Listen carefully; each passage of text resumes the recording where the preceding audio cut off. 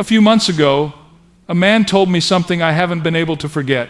He said, I was driving home from work, same highway, same traffic, same routine, and out of nowhere, it hit me. This life I've been living doesn't feel like my life anymore. He said it was quiet, no crisis, no drama, no big turning point. Just a sudden, simple, stunning realization.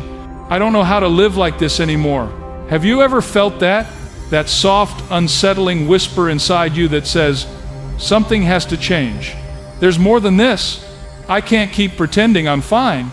Most people ignore it. They turn the music up louder. They drown it in busyness. They keep moving so they don't have to feel the truth they're bumping into.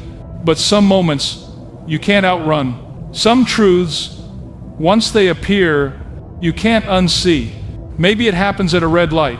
Maybe in the quiet after everyone else has gone to bed. Maybe in the middle of success when you've checked all the boxes but still feel strangely empty. And suddenly the world you've been living in feels a little too small, a little too scripted, a little too borrowed. It's like sitting in a theater and realizing for the very first time that everything around you is a stage set, lights, props, painted backdrops, and the role you've been playing may not be the role you were born for. That moment can shake you, but it can also save you, because awakening doesn't always begin with lightning. Sometimes it begins with a crack just enough to let the light in. And friend, if you're here today, watching this, listening to this, feeling even the faintest tug in your chest, you might be standing at the edge of your own awakening. Not the dramatic kind that turns your life upside down overnight, but the quiet kind that turns your heart right side up. Today, I want to talk about that moment, why it happens, what it means, and how it can become the doorway to a life more honest, more peaceful, and more deeply rooted than anything you've ever known. So take a deep breath. Let the noise fade for just a little while.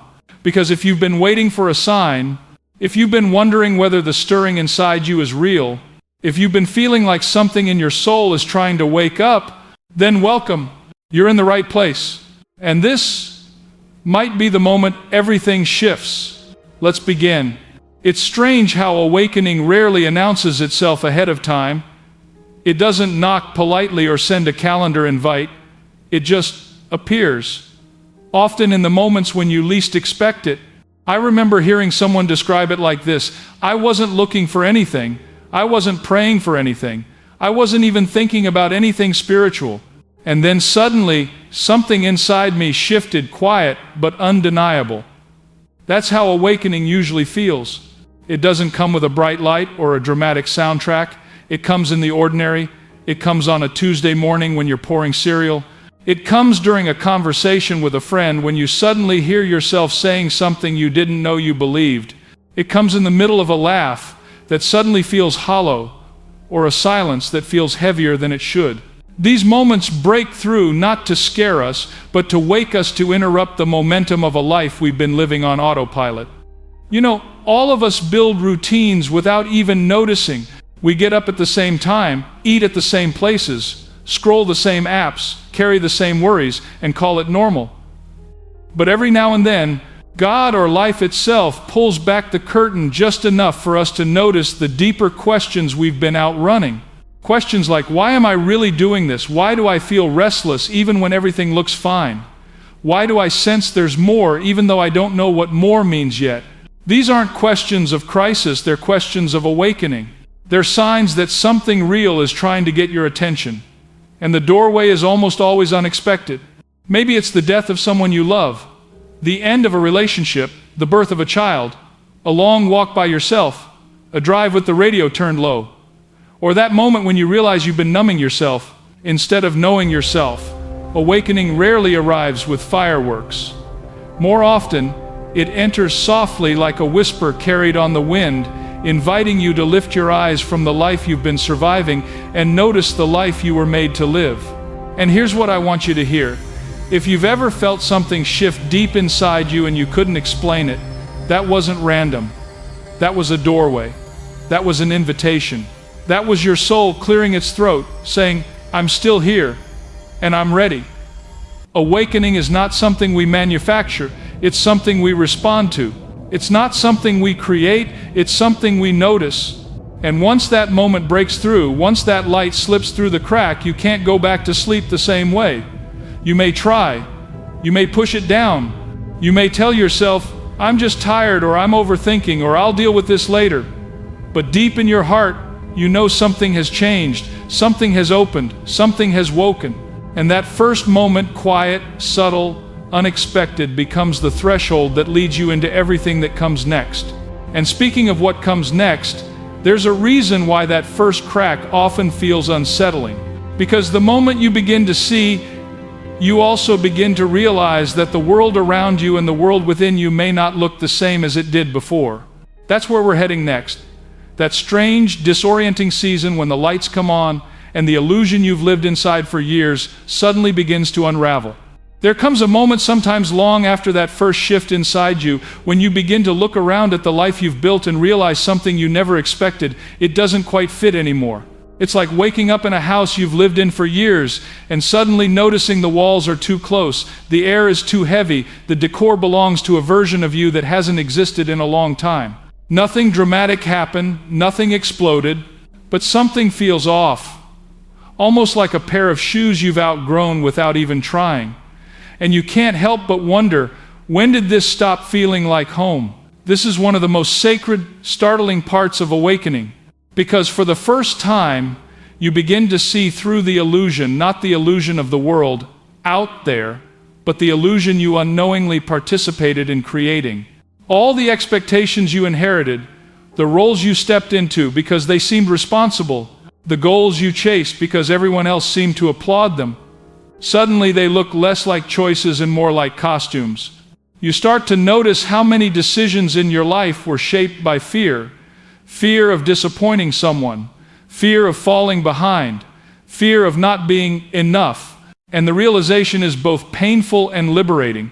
So much of who you thought you were was built on borrowed definitions, borrowed dreams, borrowed beliefs, borrowed standards for what it means to be successful, loved, valuable. It's like you've been living inside a beautifully decorated set on a stage, and one day the lights flip on and you see the strings holding up the scenery, the paint peeling on the backdrops, the actors around you reading their lines. What once looked solid now feels like cardboard. What once felt certain now feels scripted. And when your eyes adjust to that truth, even for a moment, something inside you whispers, I can't keep living inside this illusion. But here's the thing. This clarity isn't meant to shame you. It isn't meant to tear your life apart. It's meant to wake you gently. It's meant to bring you back to yourself, the self you lost while trying to be everything for everyone else. And yes, it can feel disorienting. You may look at relationships that used to feel comforting and suddenly feel a distance you can't explain.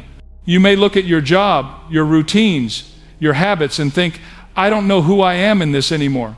You may even feel guilty for wanting something deeper, more honest, more aligned. But friend, nothing is wrong with you. You're not breaking, you're awakening. And with awakening comes the very natural, very human realization that the world you constructed piece by piece, moment by moment, year after year, was built on foundations you never stopped long enough to question. And now, for the first time, you're seeing the cracks, not to condemn the life you've lived, but to free the life you were meant to live next. That's why this moment matters so much.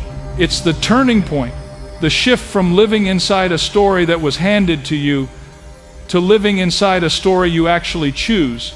But before that freedom takes root, something else usually happens, something tender, confusing, and often painful. Because when you finally see the illusion, when you finally recognize what no longer fits, there's a kind of breaking that follows. Not destruction, but a necessary, sacred unraveling. When the illusion begins to fade, there's a moment, a very real, very human moment when everything inside you feels like it's falling apart.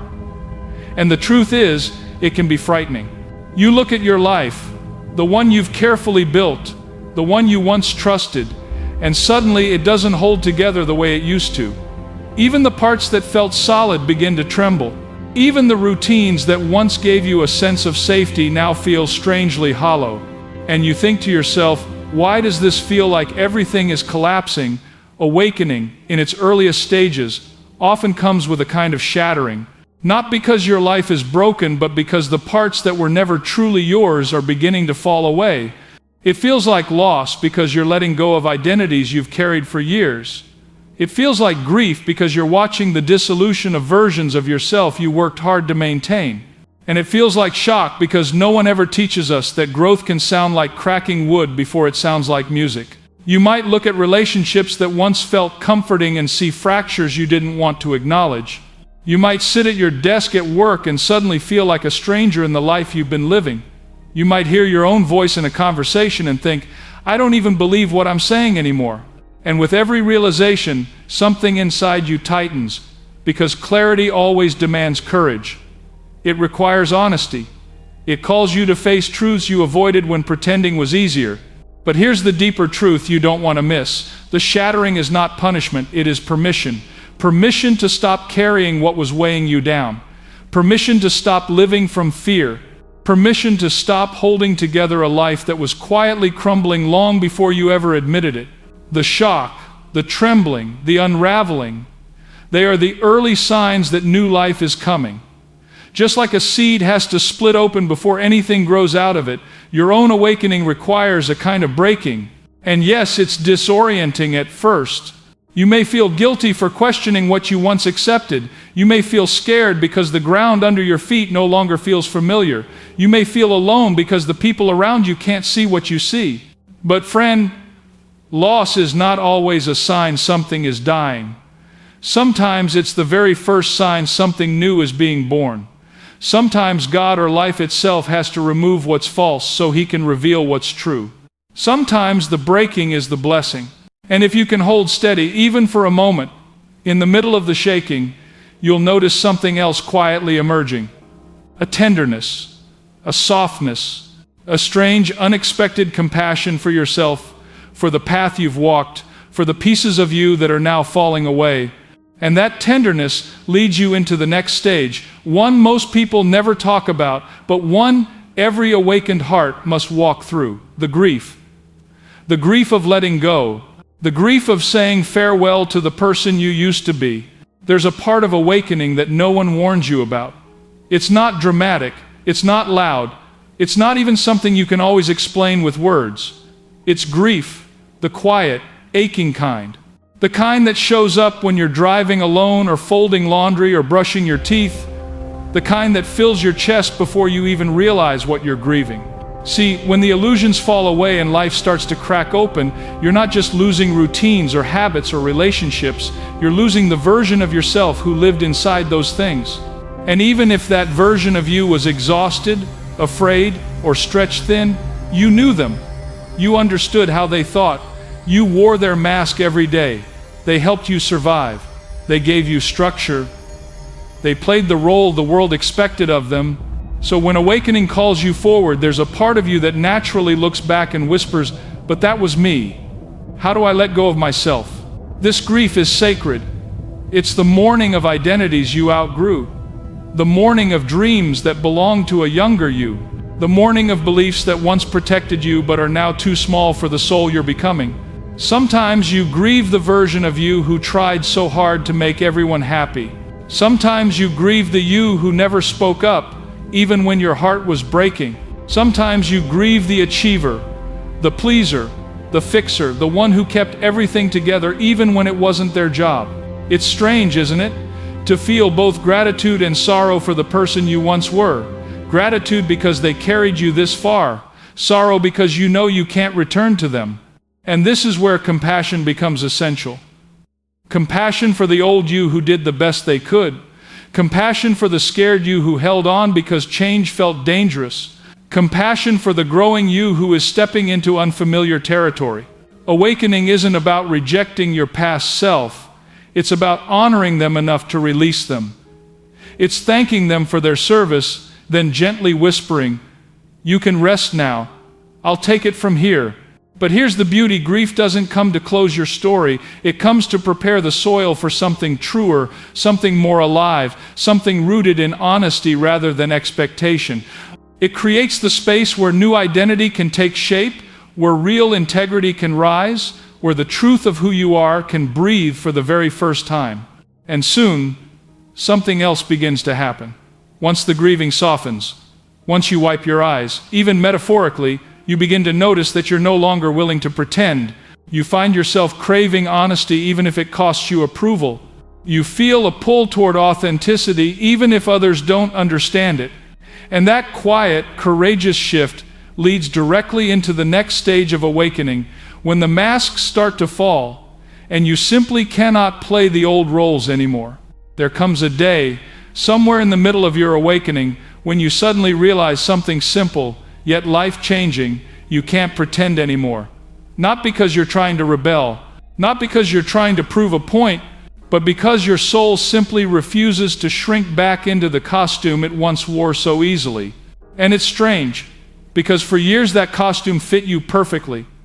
You knew exactly how to smile when you didn't feel like smiling. You knew exactly which opinions were safe to express and which ones were better left unspoken. You knew how to be agreeable, how to be likable, how to be whatever people needed you to be. You could play the role with your eyes closed. You were good at it, maybe too good. But after awakening begins, something inside you shifts. The lines you used to deliver automatically suddenly feel heavy in your mouth. The small talk that once rolled off your tongue now feels empty. The expectations that once shaped your behavior now feel like a weight you can't carry anymore. And without even trying, you notice yourself pulling back, not from people, but from pretending. It's not that you become rude or harsh. It's not that you push people away. It's that the version of you who lived for approval is slowly dissolving, and the version of you who lives for truth is slowly rising. And at first, it feels confusing. You wonder, why can't I just go back to normal? Why can't I just keep playing the part? Why does pretending suddenly feel painful? Because you've outgrown the role. Because the script was written for a person you're no longer becoming. Because truth has taken root inside you, and truth will not let you live small. You start to notice the moments you used to ignore, when your voice cracks a little because you're holding back what you really want to say, when your heart tightens because you're doing something that doesn't match who you are anymore, when you walk away from a conversation and think, that wasn't me, not the real me. And this is where courage enters quietly, not with a roar, but with a whisper. Courage to speak a little more honestly. Courage to show up a little more authentically. Courage to say no when your heart means no, and yes, only when your soul is truly aligned with it. And yes, it feels risky. Yes, some people may not understand this new honesty in you. Yes, a few may even call you distant, different, or not the same anymore. But hear this, friend, you are not becoming less of yourself. You are becoming more. You are no longer trading your peace for approval. You are no longer twisting yourself into shapes that make other people comfortable. You are no longer hiding the truth of who you are just to maintain an old image. This is the death of pretending, and it is holy ground. Because on this ground, integrity is born. On this ground, your voice returns. On this ground, you begin to build a life that no longer asks you to shrink or silence or disappear. But of course, authenticity brings its own challenges. The moment you stop pretending, you start seeing which relationships were built on truth and which were built on the role you used to play. And that realization, beautiful as it is, can bring its own loneliness, its own questions, its own stretching. Because awakening changes you, and when you change, not everyone walks with you. And that leads us into the next part of this journey, the tender, complicated, deeply human chapter where awakening begins to reshape your relationships, and you learn what it means to walk forward with compassion, even when the crowd doesn't walk with you. One of the quiet surprises of awakening is realizing that the moment you stop pretending, you also stop belonging in the same way you once did. Not because you've become cold or distant, and not because you think you're better than anyone else, but simply because the version of you who fits so neatly into certain circles no longer exists. And the people who were comfortable with who you used to be may not know what to do with who you're becoming. It's a strange kind of loneliness, one that doesn't always show up as isolation, but as a gentle distance between you and the world you used to move through so easily. Conversations that once felt effortless now leave you unsettled. Jokes you used to laugh at now feel off-key. The roles you used to fill in your relationships, peacemaker, entertainer, fixer, listener, suddenly feel too heavy, too limiting, too untrue. You start noticing that some relationships depended on your silence. Some depended on your compliance. Some depended on the old version of you who never asked for more, never questioned anything, never let their deeper self show. And when you begin to live honestly, you disrupt a system that was built on comfort, not truth. Some people will support your awakening with open arms. They'll say, "I'm proud of you, I see the growth in you." But others may not understand. They might pull away. They might misinterpret your honesty as rejection. They might see your boundaries as distance. They might wonder, what happened to the person I used to know? And that's the part that stings the grief that comes with realizing that while you are changing for the better, not everyone will celebrate that change. Awakening exposes the relationships built on depth and the ones built on convenience. It shows you who can meet you in the truth and who only knew how to meet you in your mask. It reveals who's willing to walk beside the real you and who only loved the version that played by their rules. But this loneliness, as painful as it is, isn't punishment, it's refinement. It's a sacred clearing. It's the space where you learn to build your connections not on habit or fear or expectation, but on honesty, presence, and mutual respect. And here's the beautiful part. As some relationships fade, others begin to rise slowly, quietly, almost imperceptibly at first. You find companions who recognize your authenticity because they're walking their own awakening journey. You meet people who speak truth with kindness, who value honesty more than harmony, who appreciate your depth because they've learned to value their own. This loneliness you feel today, it's preparing room for those people, and beyond that, it's preparing room for you. The real you, the grounded you, the you who no longer needs to perform to be accepted, or shrink to be loved, or hide to be chosen. But before that new community forms, before the loneliness begins to soften, something else usually rises to the surface, something far more powerful than discomfort, a new kind of courage. The courage to release control, to surrender what you cannot force, and to trust the unfolding of your life, even when the path ahead doesn't look familiar. And that leads us right into the next part of this journey, the surrender that transforms everything, the surrender that brings peace when control only brought exhaustion, the surrender that frees you, not by giving up, but by letting go. There comes a point in every awakening when you realize how tightly you've been holding the reins of your life, gripping them with white knuckles, believing that if you just tried hard enough, planned well enough, worried long enough, you could keep everything together. But awakening has a way of gently, and sometimes not so gently, showing you the truth. Control is an illusion you were never meant to carry. For years, maybe decades, you told yourself, if I don't do it, who will? You managed everyone's expectations. You anticipated every problem. You kept every plate spinning. You held yourself responsible for outcomes you never actually had power over. And maybe it worked for a while. Maybe it kept the peace. Maybe it gave you a sense of safety. But it also exhausted you. It stretched you thin. It kept you awake at night, rewriting conversations and rehearsing futures you couldn't predict. And then somewhere in the middle of your awakening, something breaks. Not you, but the illusion. The illusion that you were ever in full control of life. The illusion that you could fix everything, manage everyone, and steer every outcome with your will alone. And that breaking, as uncomfortable as it feels, becomes the doorway to peace. Because the moment control slips from your hands, something unexpected enters: relief. A long, slow exhale. A sense of spaciousness you haven't felt in years. You begin to understand that surrender isn't giving up, it's letting go of what was never truly yours to hold. It's choosing wisdom over force. It's saying, I'll do my part, but I won't try to be God in my own life anymore. Surrender is not passive.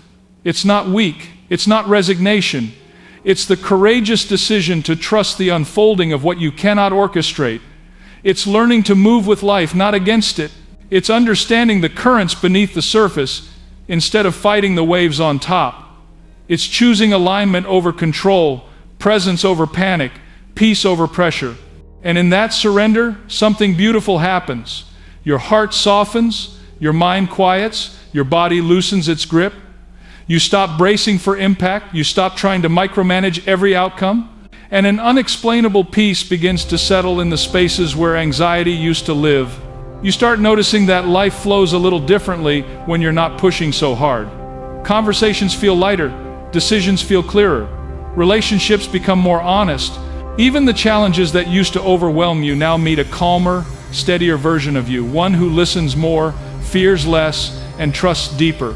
And this is where the awakening starts to take shape in your everyday life, not just in your insights, not just in your emotions, but in the way you live, the choices you make, and the presence you bring into every moment. Because surrender opens the door to something else, something practical, grounded, and deeply transformational. Learning how to walk through the world with awareness, clarity, and intention. And that's exactly where we're heading next. How to take this inner awakening and turn it into a daily way of living, a way of moving, a way of being that brings peace and purpose into the simplest parts of your day. Once the surrender settles in, once the pressure begins to lift and peace starts to take its place, you suddenly find yourself standing in a brand new world. The same streets, the same job, the same responsibilities, yet everything feels different. It's almost like learning to walk again, because now you're not moving through life on autopilot. You're paying attention, you're listening, you're awake. And awakening, beautiful as it is, isn't something you only feel, it's something you begin to practice. It becomes a way of living, a way of seeing, a way of responding to the world around you. So how do you live awake in a world that often prefers to stay asleep? How do you move through your days without losing the clarity you've gained? It begins in simple, quiet moments. You start with silence just a few minutes in the morning before the world starts knocking at your door. Not the kind of silence that demands answers, but the kind that allows you to hear your own heart again. You breathe slowly, you let your thoughts settle, you let your soul speak without interruption. Even 2 or 3 minutes can change the way you enter your day. Then you add honesty first with yourself, then with others. You begin to notice when your words don't match your truth. You pause before saying yes out of obligation or guilt.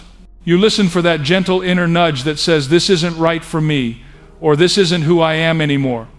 And you trust it slowly at first, then more confidently as time goes on. And as you walk through your days, you practice presence, really being where you are. When you drink water, you drink water. When you take a walk, you actually feel the pavement beneath your feet. When you sit with someone, you give them your full attention. You begin to experience life directly instead of rushing through it, distracted and disconnected. You also set boundaries, not as walls to shut people out, but as gates to protect what God is growing inside you. You stop letting guilt be your compass. You stop handing out your time and energy like they're limitless. You learn that no can be an act of love, love for yourself, and often love for others too. And as the days go by, you begin to see how awakening changes your decisions. You choose work that aligns with your values rather than your fears. You invest in relationships that nourish you instead of draining you. You let go of habits that keep you numb and replace them with practices that bring you alive. You start asking a simple but transformative question: am I acting from fear or from truth?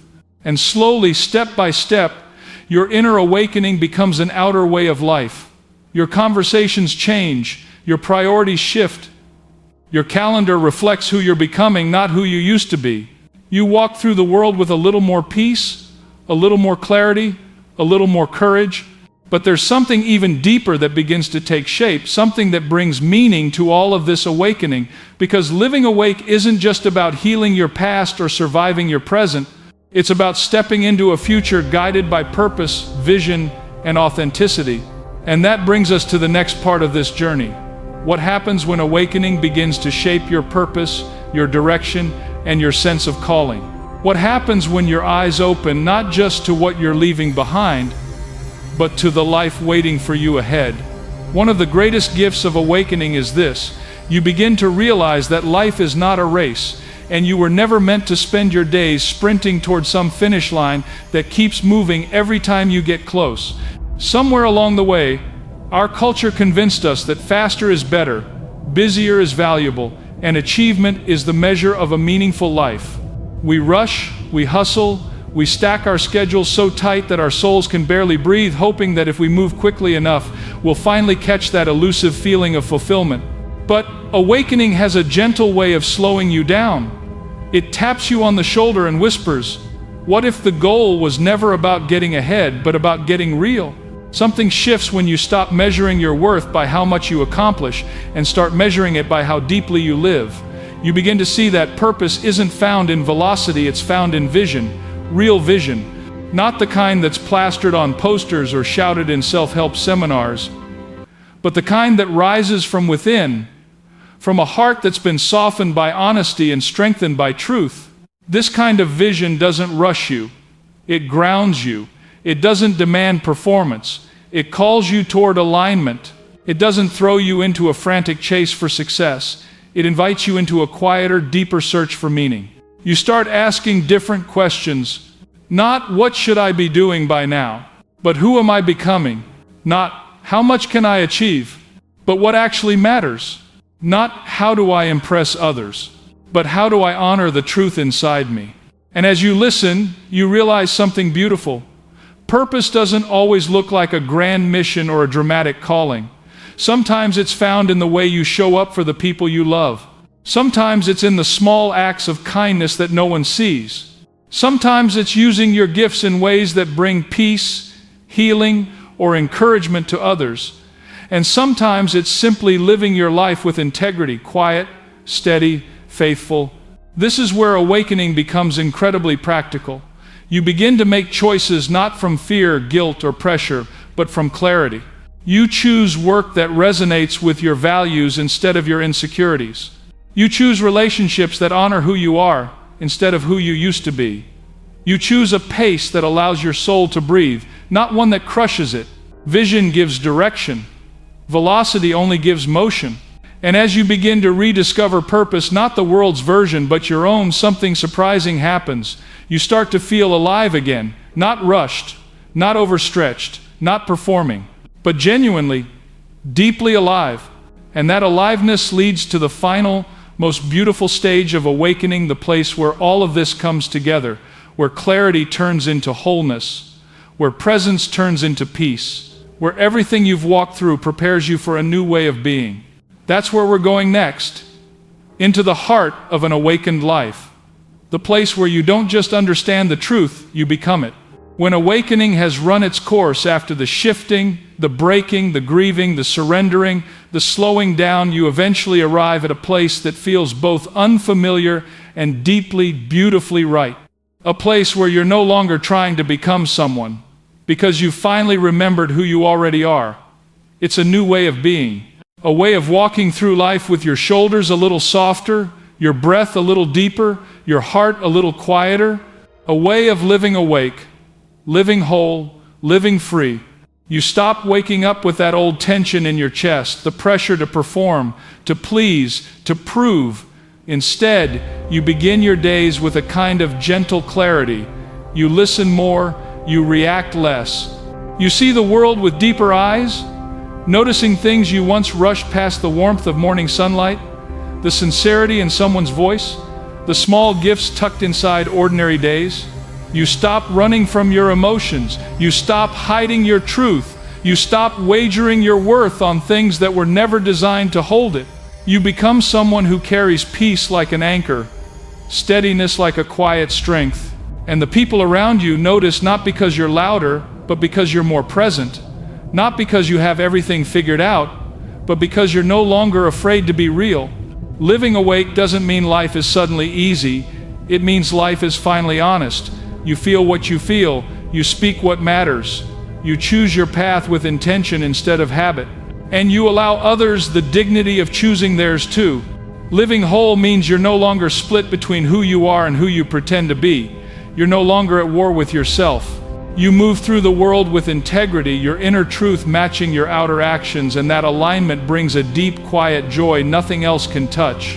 And living free Well, that's the gift that comes after everything else. Freedom from old stories, freedom from old fears, freedom from the heavy armor you wore for so long, freedom to step into the next chapter of your life with grace, courage, and authenticity, freedom to love without losing yourself, freedom to rest without guilt, freedom to walk forward without needing to control every step ahead. This is not the destination, this is the beginning. Because awakening isn't about escaping the world, it's about showing up fully in it with eyes open, heart steady, and spirit grounded in truth. And if you're here, listening to these words, feeling something warm and unmistakably alive rising inside you, then you're already on your way. You're already stepping into that new way of being. So, as we wrap up today, I want you to hear this. You don't have to rush, you don't have to force anything. You don't have to have every answer lined up. Awakening isn't a race, it's a return to presence, a return to peace, a return to the deepest, truest version of yourself. And every step you take from here, no matter how small, is part of that sacred return. If this message spoke to you today, I want to invite you to keep going. Keep choosing honesty over pretending. Keep choosing awareness over distraction. Keep choosing compassion over fear, and keep choosing the version of you that feels genuine, aligned, and free. And if you'd like to continue this journey with me, make sure you stay connected. There are more conversations to come, more stories to share, and more space to walk this path together, one honest step at a time. Until next time, friend, live awake, live whole, live free,